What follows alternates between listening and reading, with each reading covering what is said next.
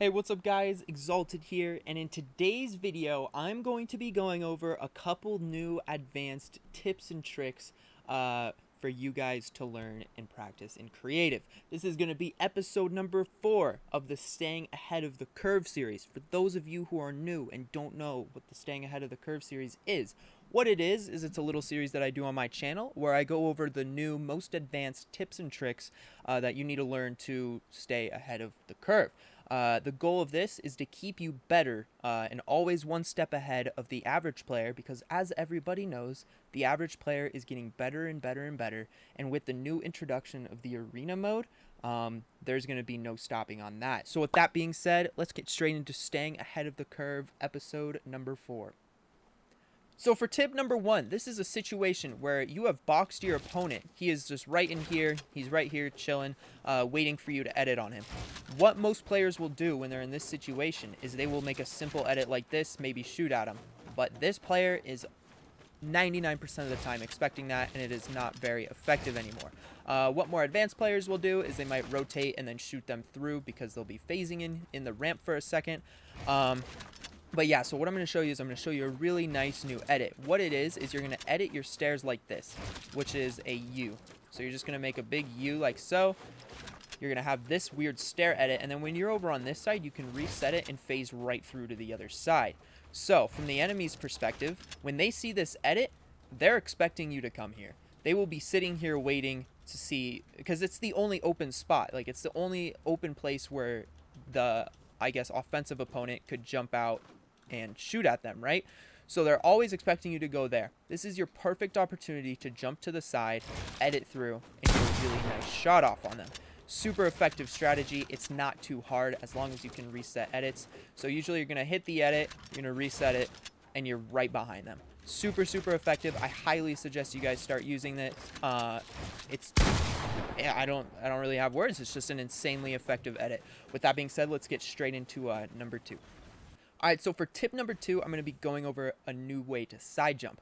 Regular side jump pretty much just means that, like, when you get pyramided like this, you just jump to the side and make a move this way, or whatever way you want. You can also make a move this way, which is pretty common and really effective, and then you can go up to some 90s or whatever it might be. Now, if you don't know how to do a simple side jump like this, where you simply just jump to the side and place a floor under you, you really need to learn that. A lot of players know this. Most players who are watching my videos probably already know how to do that, and that is the issue, that most players know how to do it. So there's a new way to side jump, which is really difficult, but it is insanely effective. So when I'm doing a basic side jump like this, you notice I have to run across my entire floor here before I can even start going for high ground. This is, you literally have to run flat on an entire square before this ramp actually goes up.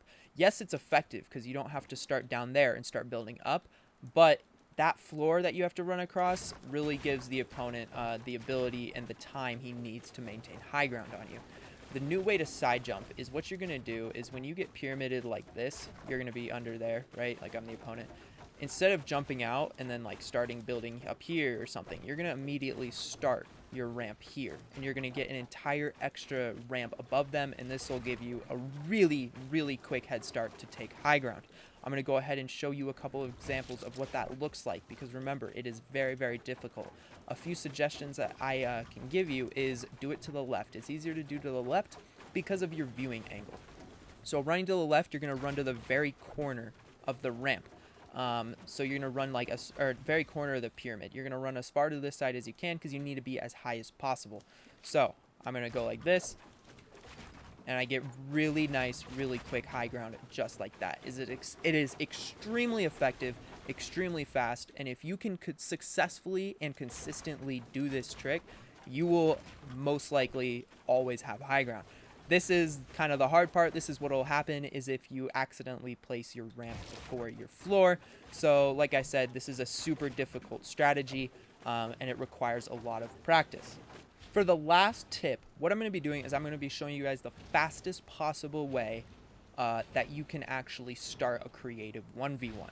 So this is a pretty typical layout. I'm sure most of you guys are familiar with this. You simply have your buddy on the other side, and you both run into the ramp, then you open it, and you guys go ahead and start your 1x1s. So, or your 90s. So, what you're going to do, actually what most players do is they'll build out 1 or 2 ramps. Now, I'm going to tell you right now, doing 90s is actually faster than just straight up running up ramps. You can get high ground quicker than someone who is just running up ramps forever. This means that when you are doing a creative 1v1, you want to start your 90s as soon as possible. The sooner, the better. So a person that starts their 90s on the first ramp will almost always beat a person who starts their 90s on the second ramp. And when I mean beat to like this point right here where you both meet up. So there's tip number 1 for that. Always start as soon as possible. If you're allowed to, you could do it like this and just start on the actual starting ramp. Some people don't like that just because it's, as you can see, difficult to break the building down.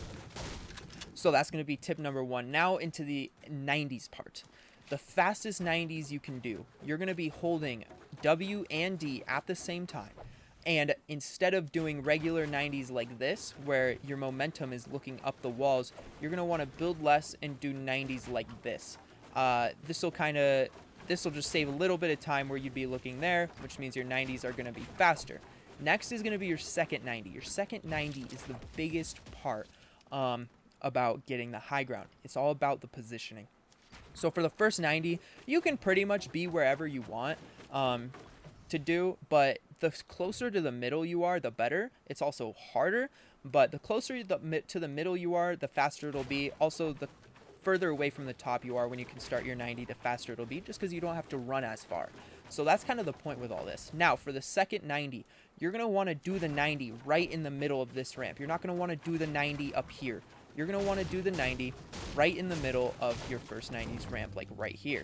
That'll make it so you only run to the middle before you start your second 90 as opposed to if you were to run this way and then start it. So as much as it doesn't seem like a lot of time, there are so many situations where you both literally build that ramp at the exact same time, and that tip will help you get that first.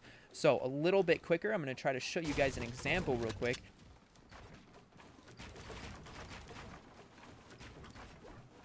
That's going to be it for Staying Ahead of the Curve, episode number 4. I hope you guys enjoyed and learned something. If you did, I would appreciate it if you hit that subscribe button so you don't miss the next Staying Ahead of the Curve. Also, if you would like to support me for free, my support a creator code is Exalted, and I would really appreciate you using that in the item shop. With all of that being said, thank you everybody so much for watching, and I will see you guys in the next video. Peace out, guys.